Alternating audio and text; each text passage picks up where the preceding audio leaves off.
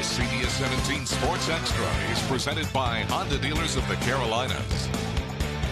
Welcome to another week of CBS 17's Black and Blue Huddle. Casley Sims, joined by Alyssa Ray, Chris Clark. A lot to get to today. The Panthers come in at 5-5, taking on the 8-2 Saints.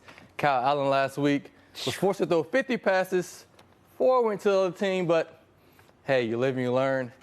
The Saints, 8-2, like I said, they could lead this one more win to possibly lock up the division. So what do you guys see in this matchup from? I think they're going to take an L in the Dome because you're playing 12 people, 13 if you count the refs down there. You're talking about a place that gets loud. You're talking about we went right into it, didn't we, Chris? I'm just going to say. You went right out there. Hey, I'm just going to say it. Time. No, hey, just right to it. Let's just get right to it here. This isn't going to be pretty if they don't come down there and at least make this work. If they got problems like they did last week, if you think what the Falcons did to them was bad, if the Saints are halfway on a roll, this is going to be even worse down there.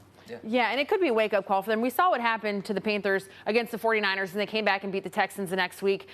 I just don't see a bounce back like that, especially not at the Saints and the way that the Saints have been playing, not necessarily against the Falcons, but more so the Panthers have been hurting themselves, and Kyle Allen had a reality check, 4 interceptions, 5 sacks. A lot of that can be blamed on him, some on the offensive line, but the Panthers can't go down there the way they've been playing and think they're even going to make a game out of it. So they have to have a come to Jesus meeting between last week and this weekend to even have a chance to make this an interesting game. And it looks like that Cinderella run, that 4-0 start, has come to an end. Kyle Allen, 1-3 in his last 4 starts, throwing a bunch of picks, getting sacked a lot. I mean, they've got to do a lot to get this win and get back in that playoff hunt, man. I mean, it's still alive for them, but if they lose this one, I think it's pretty much over. I don't think 2 teams in the NFC South gets into the playoffs, so a division win will have to get them there, but I don't know. It's kind of out of reach. The chance is already slim, but certainly if they lose against the Saints, you might as well just write their season off as far as any postseason. And we've pretty much, once they lost last week to the Falcons, and the Falcons have been playing well. We mentioned that they beat the Saints. They turned around and beat the Panthers. I just think no one's really talking about the Panthers in the playoffs at this point. If they were to come out and beat the Saints, maybe they'd have a little whisper in the conversation, but certainly no one expects that. No, you got to win out and get some help. Yes. And it starts if you really want to turn some heads by going into the Dome and taking out the Saints.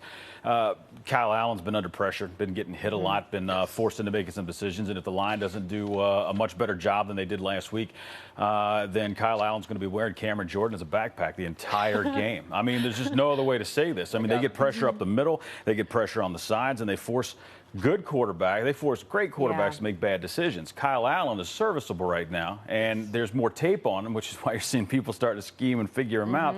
And you got Sean Payton with a couple days to check a rookie out. I mean, that's what he is here this year. I mean, a rookie quarterback. I mean, that's just a potion for disaster. I hope that they can come up with a scheme and Norv can maybe get some 2-3 step drops to get the ball out, but it better be something good, or it's going to be a long day of Kyle Allen face down on the turf with a lot of Louis Armstrong being played in there when the Saints go marching in, because it's going to get bad. Somewhere Cam Newton's sitting here like, thanks, guys. I told you, Smoking a cigar, drinking a wine. Hey, miss me yet? You miss me, exactly. Real quick to write me off, but not that easy. And especially seeing what the offensive line's doing to Kyle Allen. Kyle Allen's not getting any help. He's not really helping himself much either. I'm sure Cam somewhere is sitting here like, well, the clock's ticking before they make a choice on me. And also, the Saints, they do well defending the running back. And Christian McCaffrey, big part of his offense. Huge. You got a chance to catch up with Christian McCaffrey, see what he had to say about this week's matchup, see what he had to say.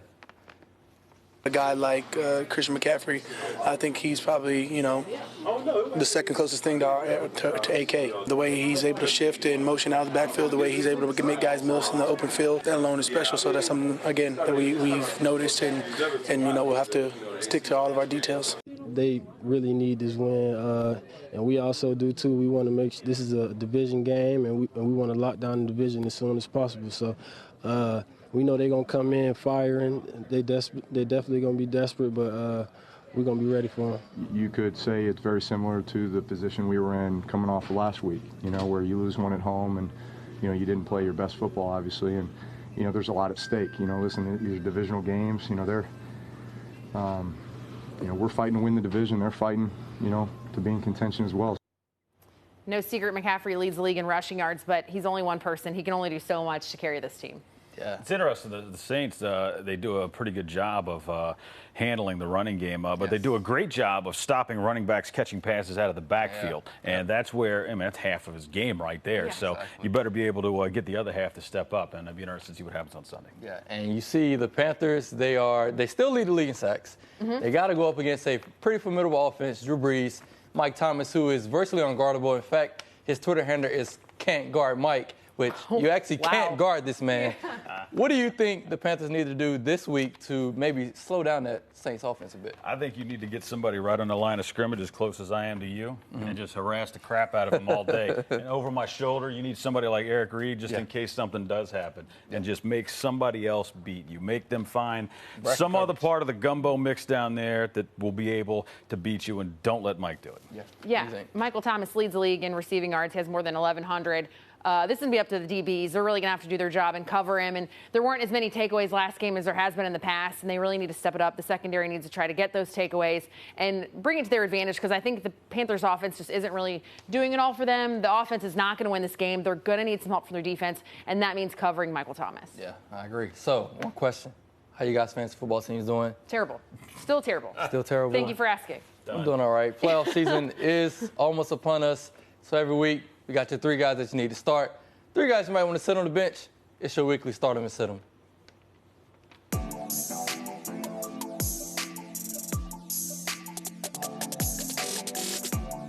First up, Atlanta Falcons quarterback Matt Ryan.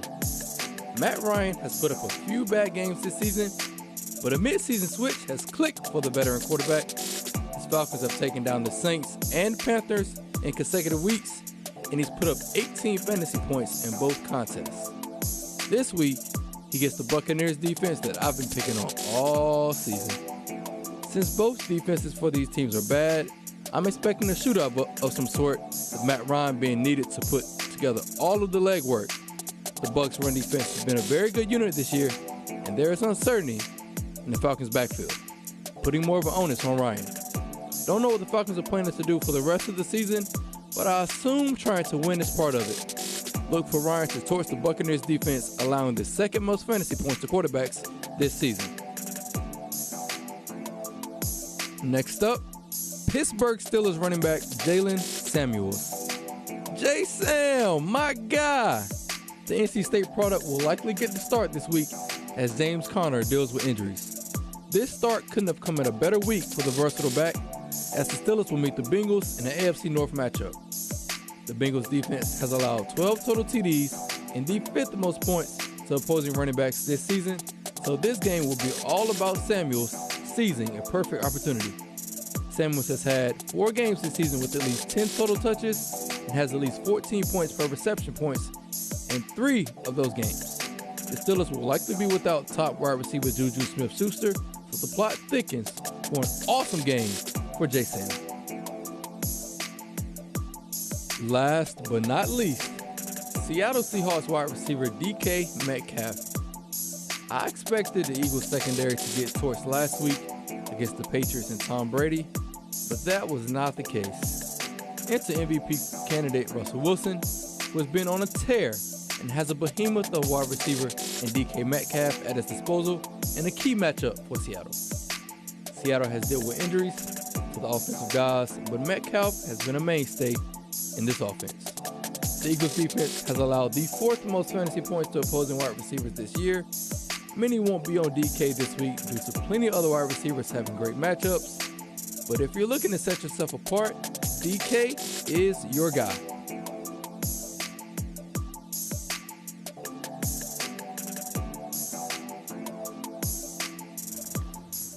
All right, so I hope those guys do well for you if you decide to put them in your lineups or not. Whatever. Someone started Kyle Allen last week in my league, and I played them, and I still lost. Yikes. By 10. Yikes. It was, okay. Yeah, I told you my team's bad. I have Tom Brady, who hasn't been doing well either. So No, he hasn't. No. So hopefully he does this week. Yes. Okay, so Panthers, Saints, divisional matchup. We love those. Who wins? I'm going to go Saints. I'm going to say 28-7 Saints. I'm going to say that they get on the board, but it ain't going to be till late. And if they can get pressure, I mean, that's how the Buccaneers beat the Saints before. They got pressure right up the middle, and they managed to get Drew Brees. I think they knocked him down 5-6 times that game. They got the pressure. If you can get some pressure on them, you got a puncher's chance. It's possible. Not probable. I'm going to go say 28-7, maybe 28-10. They get a field goal late. I just don't see this one happening. Well, I agree, and pretty close to the score, too. I think Saints will take this one. The only shot I think the Panthers have is if they get to a quick start, get a couple quick touchdowns, and then get some breathing room and, not get behind the ball. But I do not see that happening. Yeah, I want to be different, but I can't. I mean, the Saints are playing too well. They're in playoff mode, it seems like. Yeah. I'm taking the Saints maybe sort of like you did, 28-7. Hopefully it's not a situation where they're taking a field goal late to get on the board. That was terrible. But 28-7 is what I'm seeing. It's going to be pretty ugly for them, unfortunately. Yeah, and last quote, though, for, we do the Black and Blue Huddle. So, of course, I know a lot of Panthers fans are watching this. And for you guys, this is a game that if Panthers do come out, they do get an upset, this is a huge statement. Yes. I mean, this isn't a game you just want to write off. It could be a fun one to watch. And, of course, you would want the Panthers to make it a game and make it a close one like they did in Green Bay and make it interesting. And it could be a statement game for them, and we'll see how it plays out. But if I was a betting woman, which I'm not, I would pick Saints, but not to say that the Panthers might not make it fun. A good springboard, though. If they knock off the Saints down there in the Bayou, then you've got the Redskins, you've got the Colts, you got the Falcons in Atlanta, which, I mean, if they play their game, they should be able to get them back. Yes. Then what you're looking at is a game against the Saints and possibly maybe go for the playoffs. So I'd love to see them do it. No, love to see them do it, but, man, you got to come correct this week. Yes. You do. All right, we run out of time. For Black and Blue Huddle, I'm Casley Sims. Chris Clark, Alyssa Ray. We'll see you next week.